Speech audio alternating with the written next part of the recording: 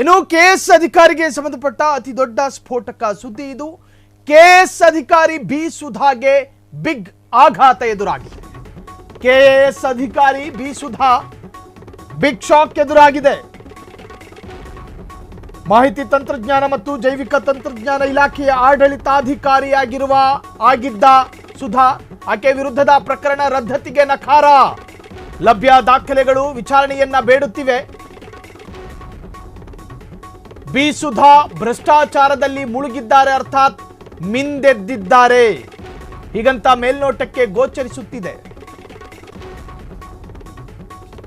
ನಿಸ್ಸಂಶಯವಾಗಿ ಅಪರಾಧ ಕೃತ್ಯಗಳು ಗಂಭೀರ ಸ್ವರೂಪದ್ದು. ಸುಧಾಪತಿ ಸಲ್ಲಿಸಿದ್ದ ಅರ್ಜಿ ವಜಾ ಮಾಡಿದ ಹೈಕೋರ್ಟ್. ಚಾರ್ಜ್ ಶೀಟ್ ಸಲ್ಲಿಸಲು ಲೋಕಾಯುಕ್ತಕ್ಕೆ ಗ್ರೀನ್ ಸಿಗ್ನಲ್. 2020ರಲ್ಲಿ ಸುಧಾ ವಿರುದ್ಧ ಟಿಜೆ ಅಬ್ರಹಂ ಖಾಸಗಿ ದೂರೊಂದನ್ನು ಕೊಟ್ಟಿದ್ರು. ಬಿಡಿಎಸಿ ಎಸ್ಎಲ್ಎಒ ಆ ಸಂದರ್ಭದಲ್ಲಿ ನಡೆದಂತಹ ಒಂದು ಭ್ರಷ್ಟಾಚಾರ ಪ್ರಕರಣ ಅದು.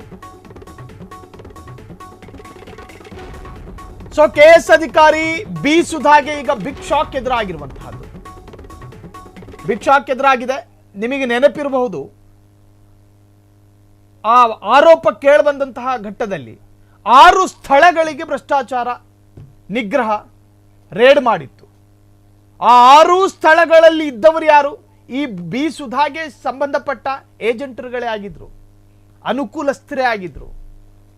ಇನ್ನು ಈಕೆ ಇದ್ದಂತಹ ಮನೆ ಯಜಮಾನನ್ನು ಕೂಡ ಬೇನಾಮಿ ಆಗಿದ್ದ ಅನ್ನೋದಿದೆ. ಆರಂಭದಲ್ಲಿ ಬೇರೆ ತನಿಖಾ ಸಂಸ್ಥೆ ಈ ಪ್ರಕರಣವನ್ನು ಕೈಗೆತ್ತಿಕೊಂಡಿತ್ತು. ಅದಾದ ನಂತರ ಸ್ವಾಭಾವಿಕವಾಗಿ ಲೋಕಾಯುಕ್ತಕ್ಕೆ ವರ್ಗಾವಣೆ ಆದಂತಹ ಒಂದು ಪ್ರಕರಣ ಆಯಿತು. ಈ ಪ್ರಕರಣದಲ್ಲಿ ಸುಧಾಪತಿ ಸಲ್ಲಿಸಿದ್ದ ಅರ್ಜಿ ಈಗ ವಜಾ ಆಗಿದೆ. ಹೈಕೋರ್ಟ್ ಗಂಭೀರವಾದಂಥ ಮಹತ್ವದ ಅಭಿಪ್ರಾಯವನ್ನು ವ್ಯಕ್ತಪಡಿಸಿದೆ. ಮೇಲ್ನೋಟಕ್ಕೆ ಈಕೆಯ ವಿಚಾರಣೆಯನ್ನೇ ಕೇಳ್ತಾ ಇದೆ. ಅದರರ್ಥ ಏನೋ ಇದೆ, ಇದರಲ್ಲಿ ವಿಚಾರಣೆಯನ್ನು ಮುಂದುವರಿಸಬೇಕು ಅನ್ನೋ ತರಹ ನ್ಯಾಯಾಧೀಶರಿಗೆ ಅಭಿಪ್ರಾಯ ವ್ಯಕ್ತವಾಗಿರುವಂತಹದ್ದು.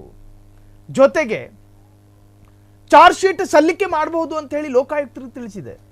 ಪ್ರಕರಣದ ತನಿಖೆ ನಡೆಸಿದ ಎಸಿಬಿ ಕರ್ನಾಟಕ ಲೋಕಾಯುಕ್ತ ಕೆಎಸ್ ಅಧಿಕಾರಿ ಬಿ ಸುಧಾಗೆ ಬಿಗ್ ಶಾಕ್ ಇದು. ಲೋಕಾಯುಕ್ತರಿಗೆ ಹೇಳಿದೆ, ಚಾರ್ಜ್ ಶೀಟ್ ಸಲ್ಲಿಕೆ ಮಾಡಿ. ಇನ್ನು ಬಿ ರಿಪೋರ್ಟು, ಸಿ ರಿಪೋರ್ಟು, ಮಣ್ಣು ಮಸಿ ಏನು ಬೇಡ, ಚಾರ್ಜ್ ಶೀಟ್ ಸಲ್ಲಿಕೆ ಮಾಡಿ ನೋಡೋಣ.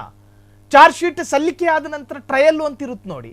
ಇನ್ವೆಸ್ಟಿಗೇಷನ್ ಆಗಿರೋದು ಕರೆಕ್ಟಾ, ಇನ್ವೆಸ್ಟಿಗೇಷನ್ನ ರೂಪುರೇಷೆ ಹೆಂಗಿತ್ತು, ಅದರಲ್ಲೇನಾದರೂ ಖಾತ್ರಿ ಆದರೆ ಈ ಪ್ರಕರಣದಲ್ಲಿ ಅಧಿಕಾರಿಗೆ ಒಂದು ತರಹದ ಕಾನೂನಾತ್ಮಕವಾದ ಕಾರ್ಡಿಯಾಕ್ ಅರೆಸ್ಟು. ಮೇಲ್ನೋಟಕ್ಕೆ ಒಂದು ತರಹದಲ್ಲಿ ಭ್ರಷ್ಟಾಚಾರದ ವಾಸನೆ ದಟ್ಟವಾಗಿ ನಾಸಾರಂಧ್ರಕ್ಕೆ ಬಡಿತಾ ಇದೆ.